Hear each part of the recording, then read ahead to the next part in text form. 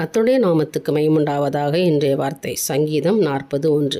கர்த்தருக்காக பொறுமையுடன் காத்திருந்தேன், அவர் என்னிடமாய் சாய்ந்து என் கூப்பிடுதலை கேட்டார். எனக்கு அருமையானவர்களே, நீங்கள் ஆண்டவர்கிட்ட ஒரு விண்ணப்பத்தை கொடுத்துட்டு உங்கள் தேவையை சொல்லிவிட்டு காத்திருந்தீங்களா? ஆண்டவர் பாருங்கள், இன்றைக்கி அவர் உங்கள் கூப்பிடுதலை கேட்டு பதில் கொடுக்குறாராம்.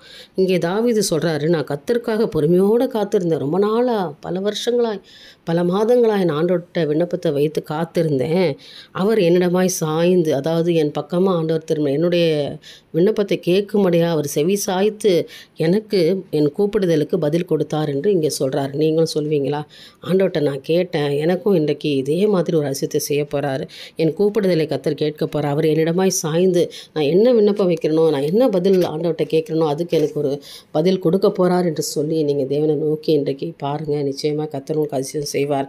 பொறுமையோடு காத்திருந்த காலங்களெல்லாம் இன்றைக்கு முடிந்து ஒரு அதிசயத்தையும் அற்புதத்தையும் காண்கிற நேரங்களையும் காலங்களையும் கர்த்தர் இன்றைக்கு வைத்திருக்கிறார். நம்பிக்கையோடு நாளை துவங்குங்க.